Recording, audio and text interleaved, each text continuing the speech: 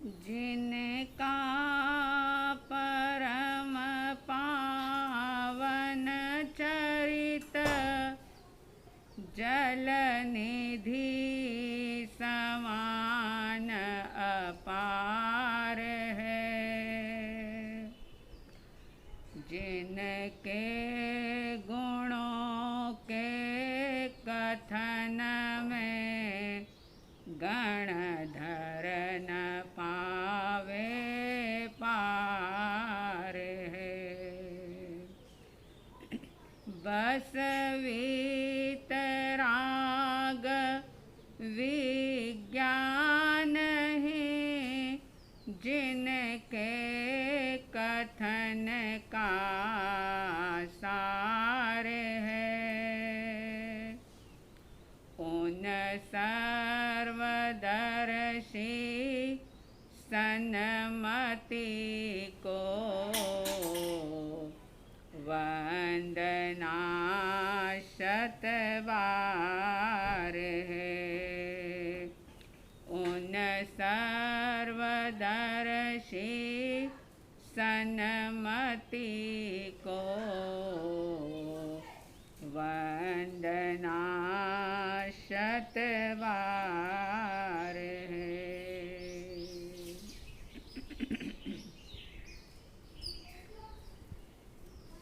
श्रद्धालु जिज्ञासु श्रोताओं, अनादिकाल की जीवन यात्रा में आपने, हमने, सबने अनंत अनंत पदार्थों का परिचय किया है, अनंत प्रकार के संबंध बनाए हैं, अनंत प्रकार का जीवन जिया है, बड़ी बड़ी डिग्रियां हासिल की है, खूब बड़े बड़े पद, प्रतिष्ठा, पैसा, परिवार सब कुछ प्राप्त किया है। सिर्फ और सिर्फ अगर नहीं पाया तो आत्मबोध नहीं पाया, और उस आत्मबोध को पाए बिना, उस बोधि रत्न को प्राप्त किए बिना ये जन्म, जरा और मरण का चक्कर, ये 84 लाख जीवा योनि का परिभ्रमण, ये भव सागर के अंदर इसी प्रकार से डूबते उबरते रहने का ये सारा प्रसंग इसी कारण से है कि सब कुछ किया लेकिन स्व के स्वरूप से अनजान रहे, आत्मबोध को प्राप्त नहीं किया, और ये नहीं करने के कारण से हमेशा ही विभाव के अंदर ये चेतना भटकती रही, और विभाव को दूर करके स्वभाव में आने के लिए, निज का बोध करने के लिए, स्व के स्वरूप की पहचान करने के लिए श्रीमद जी ने आत्मसिद्धि शास्त्र मुमुक्षु जीवों के सामने रख करके अनहद उपकार किया है। और एकमात्र स्व जागृति के लिए, स्व में रमणता के लिए, स्व में स्थिरता के लिए इस आत्मसिद्धि शास्त्र का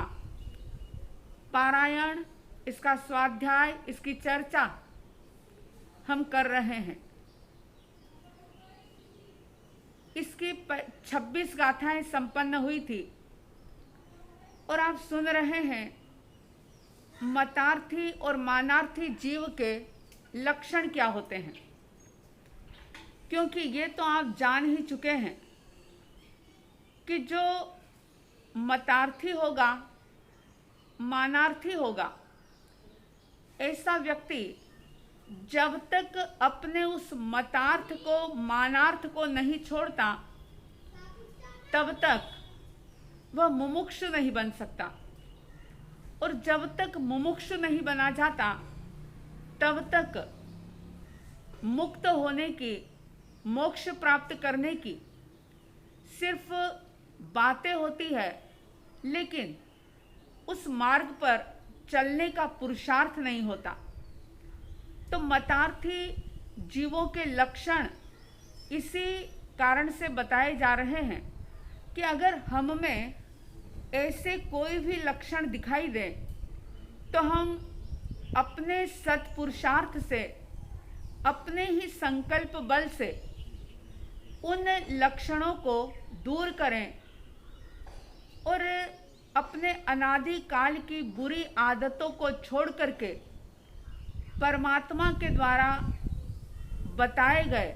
मार्ग पर बड़ी दृढ़ता के साथ, बड़े अहोभाव के साथ चलने का एक दृढ़ संकल्प करें। 27वीं गाथा के अंदर मतार्थी और मानार्थी जीव के लक्षण और भी बताए जा रहे हैं। जैसा कि मैंने बताया था कि सुदेव, सुगुरु और सुधर्म को नहीं मानना, कुदेव, कुगुरु और कुधर्म को मान करके, उस पर श्रद्धा करके, आस्था करके गलत रास्ते पर चलना, ये मतार्थी और मानार्थी जीव के लक्षण हैं। देव संबंधी मतार्थपना आपने सुना, गुरु संबंधी भी सुना। अब इस 28वीं गाथा में धर्म संबंधी मतार्थी का लक्षण बता रहे हैं कि क्या लक्षण होता है मतार्थी का। तो इस 27वीं गाथा के अंदर बताया जा रहा है, देवादि गति भंगमा जे समझे श्रुत ज्ञान, माने निज मत वेशनो आग्रह मुक्ति निदान। आपको पता होगा कि 32 आगमों में जो 4 भागों के अंदर विभाजित है, द्रव्यानुयोग, चरणानुयोग, धर्म कथानुयोग, करणानुयोग, इस प्रकार से जो 4 अनुयोगों में 32 आगमों को विभाजित किया गया है, उसमें लोक का भी वर्णन किया, संपूर्ण ब्रह्मांड का वर्णन बताया और देवगति, नरक गति, तिर्यंच गति, मनुष्य गति, चारों ही गति, 5 प्रकार की जाति और भी अनेक प्रकार की बातें, इंद्रियां, पर्याप्ति आदि अनेक प्रकार की बातें शास्त्रों के अंदर बताई है। लेकिन उन बातों को बताने का उद्देश्य सिर्फ इतना है कि हर मुमुक्षु आत्मा ये जाने, ये समझे कि मैंने आत्मबोध के बिना कई बार देवगति को भी प्राप्त किया, पाप के बढ़ने के कारण से, अशुभ कर्मों के उदय से मैंने नरक गति को भी प्राप्त किया, कई बार मैंने जानवरों का भोग भी किया और बहुत कम बार मैं मनुष्य भी बना। ये जो जानकारी है ये सिर्फ इसलिए है कि इन सब चीज़ों को जानते हुए हम अपने लक्ष्य को प्राप्त कर जाएं, यानी स्व की पहचान कर लें। अगर ये सारा ज्ञान को ही इन्हीं बातों को रखते हुए गति कितनी, जाति कितनी, पर्याप्ति कितनी, सामान्य ज्ञान के लिए तो ये जरूरी है, लेकिन सारी जिंदगी अगर ये थोकड़े के रूप में व्यक्ति रखता ही रहे, लेकिन उससे आगे उसका उपयोग किस प्रकार से किया जाए, गति, जाति, शरीर, इंद्रियां, पर्याप्ति, इन सब को जानने का लक्ष्य क्या है। अगर वो लक्ष्य उसे याद ना रहे तो ये ज्ञान सिर्फ और सिर्फ अहंकार को पैदा करेगा। और बहुत सारे ऐसे लोग जो मैंने भी देखे हैं कि जिनको 500-500, 700 थोकड़े याद हैं, वे रात दिन उन थोकड़ों का पर्यटना करते रहते हैं, फेरते रहते हैं, शास्त्रों की गाथा को बोलते रहते हैं। लेकिन क्यों बोलना है, ये शास्त्र का उद्देश्य क्या है? सिर्फ इसको रिपीटेशन करने का नाम श्रुत ज्ञान नहीं है। श्रीमद जी बड़ी स्पष्ट बात कर रहे हैं कि देवादि गति भंगमा, देवादि गति के जो भंग बताए हैं, जो प्रकार बताए हैं, उसमें जो माने श्रुत ज्ञान, जो उसे ही श्रुत ज्ञान मान लेता है, और इसके साथ ही माने निज मत वेशनो, निज मत यानी स्वयं का जो मत है, जो पंथ है, जो संप्रदाय है, उसको, और अपने ही वेश से मुक्ति होगी, ऐसा आग्रह रखने वाला व्यक्ति मतार्थी होता है। क्योंकि ये बात हमेशा याद रखना, इस गाथा का कुल मिलाकर के अभिप्राय इतना है कि जैसे अगर आपको कहीं जाना है तो आप रास्ते की जानकारी लेते हैं कि मुझे जहाँ जाना है, मेरी जो मंजिल है वो यहाँ से कितने किलोमीटर है, कौन सा रास्ता है, बीच में कौन कौन से पड़ाव हैं, ये सारी जानकारी तो आप करते हैं। लेकिन आपका लक्ष्य जो है, आपका ध्यान जो है, वो आपकी मंजिल की तरफ रहता है। फिर बीच में आने वाले अच्छे या बुरे स्थल से आप प्रभावित भी नहीं होते और उनके प्रति आपके मन में कोई द्वेष का भाव भी पैदा नहीं होता। वो तो रास्ता है, बस रास्ते से गुजरना होता है। ठीक इसी प्रकार से देवादि गति भंग आदि जो बताए हैं, देवगति या हम थोकड़े का अगर नाम लें तो गतागति हो गई, ये लघु दंडक हो गया, महादंडक हो गया, आदि जो जो भी जितने भी थोकड़े हैं, उनको रटना या फेरना, उसका ज्ञान सिर्फ इसलिए प्राप्त करना है कि वो ज्ञान हमें स्व तक पहुंचा दे, अपनी आत्मा तक, अपने स्वयं तक पहुंचा दे। बस इतना ही उसका उद्देश्य है। अगर मंजिल याद ना रहे और व्यक्ति रास्ते में ही उलझता रहे तो वह मूर्ख कहा जाता है। ठीक इसी प्रकार से अगर इस ज्ञान का, इस थोकड़े आदि का, शास्त्र पढ़ने का लक्ष्य अगर ध्यान में ना रहे, विद्वत्ता या पंडिताई प्रदर्शन के लिए अगर ये शास्त्र आदि पढ़े जाएं या इनको रटा जाए, तो उससे मोक्ष का, मुक्ति का कोई संबंध नहीं है। और दूसरी लाइन में बता दिया, माने निजमत वेशनो, आग्रह मुक्ति निदान। मुक्ति का कारण अपने वेश को वो मान लेता है कि मेरा जो वेश है उसी से मुक्ति होगी।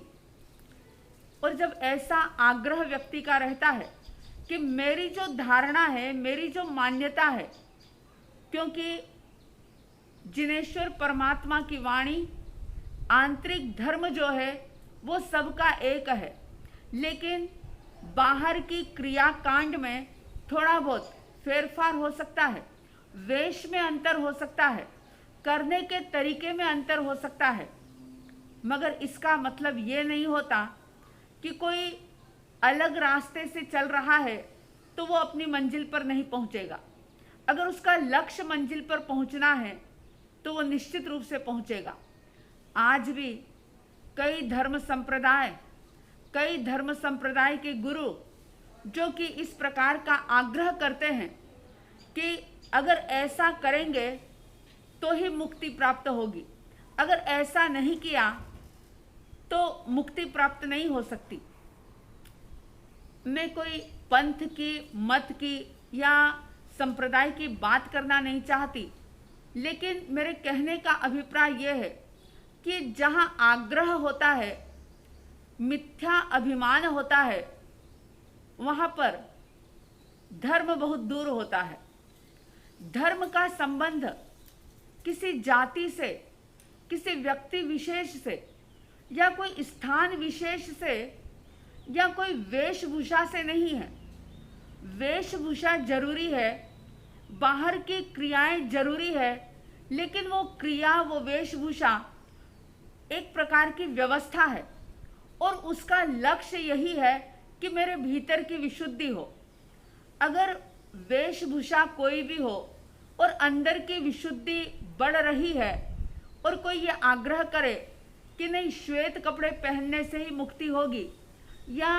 भगवा वस्त्र पहनने से ही मुक्ति होगी या दिगंबर मुद्रा से ही मुक्ति होगी, तो ये आग्रह होगा और ऐसा आग्रह मुक्ति के कारण को, यानी कि मान लेना कि ये हमने जो माना है यही मुक्ति का कारण है, तो ये बहुत बड़ा अज्ञान होगा और वो मतार्थी जीव होगा जो इस प्रकार का आग्रह करेगा। अगर हम शास्त्र की बात करें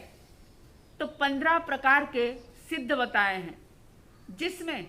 ये नहीं कहा कि सिर्फ साधु ही सिद्ध बनेगा। उसमें गृहस्थ लिंग सिद्धा, अन्य लिंग सिद्धा,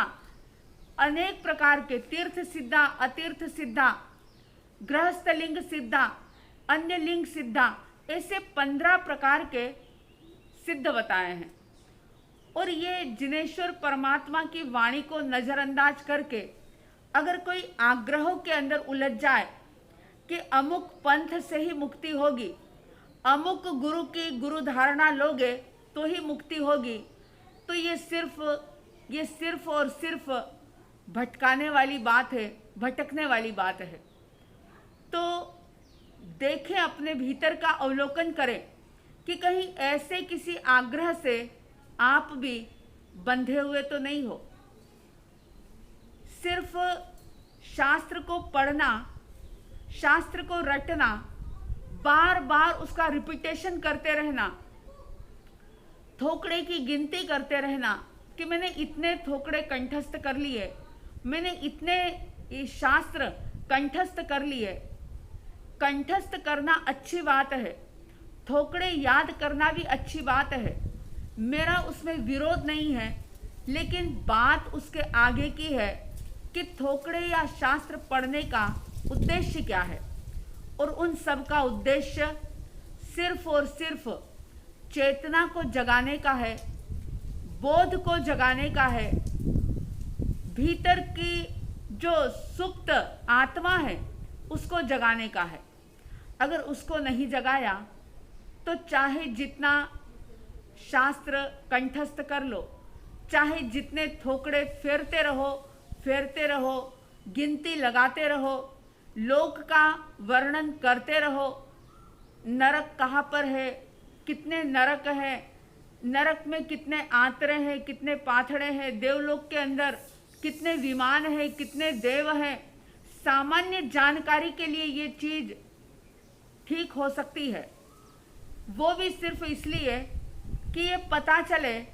कि संपूर्ण लोक के अंदर और इन चारों गतियों के अंदर मैंने आत्मबोध के बिना, आत्मा को नहीं जानने के कारण से कितना परिभ्रमण किया है। बस इसकी जागृति बनी रहे, इसके लिए ये ज्ञान जरूरी है। लेकिन अगर कोई मानार्थी जीव, मतार्थी जीव उसी ज्ञान को श्रुत ज्ञान मान ले और अपने मत को या पंथ को या अपनी वेशभूषा को ही मुक्ति का कारण मान ले, तो ये बहुत बड़ा अज्ञान होगा। और ऐसा अज्ञानी जीव चाहे गौतम स्वामी जैसी क्रिया भी कर ले, चाहे वह कितनी भी तपस्या कर ले, कितना भी दान दे दे, कितने भी क्रियाकांड कर ले, लेकिन वो कभी मुक्त नहीं हो पाएगा। उसका संसार परिभ्रमण चालू रहेगा, पुण्य और पाप के झूले में वो झूलता रहेगा। लेकिन अगर सच में मुक्त होने की चाहत है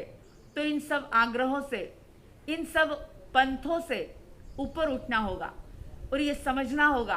कि पंथ संप्रदाय ये एक व्यवस्था है, लेकिन इसमें धर्म होता है ऐसा जरूरी नहीं। पंथ और संप्रदाय के बिना भी धर्म हो सकता है और पंथ और संप्रदाय में भी धर्म हो सकता है, लेकिन होता ही है ऐसा आग्रह करने वाला जीव भटकता है। अगर सचमुच 84 लाख जीवा योनि में भटकते हुए थोड़ी सी भी थकान महसूस हो रही हो, थोड़ा सा भी ऐसा लग रहा हो कि अनादि काल से हम भटक रहे हैं, अब इस भटकन को विराम देना है, अब रुकना है, ठहरना है, मुक्त होना है, अगर ऐसी प्यास भीतर में जागी हो तो इस मतार्थी के लक्षणों को छोड़ देना, किसी भी प्रकार का आग्रह मत करना, चाहे वो अपनी संप्रदाय का हो, चाहे वो अपने मत का हो, चाहे वो अपने वेश का हो, क्योंकि जहाँ आग्रह है वहाँ मिथ्यात्व है और जहाँ मिथ्यात्व है वहाँ पर भटकाव है। तो श्रीमद जी की ये 27वीं गाथा याद रखें कि जो मानार्थी मतार्थी होगा वो क्या करेगा। देवादि गति भंगमा जे समझे श्रुत ज्ञान, माने निज मत वेशनो आग्रह मुक्ति निदान।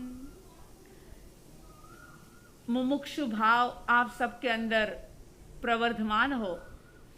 आपके भीतर में मुक्त होने की एक अभिप्सा जागे, प्यास जगे, भव भ्रमण से थकान लगे आपको, ऐसे शुभ और शुद्ध भाव आपके निरंतर बढ़ते चले जाएं। साध्वी द्वय की तरफ से हार्दिक हार्दिक शुभ मंगल भावनाओं के साथ जय प्रभु महावीर, जय गुरु आनंद।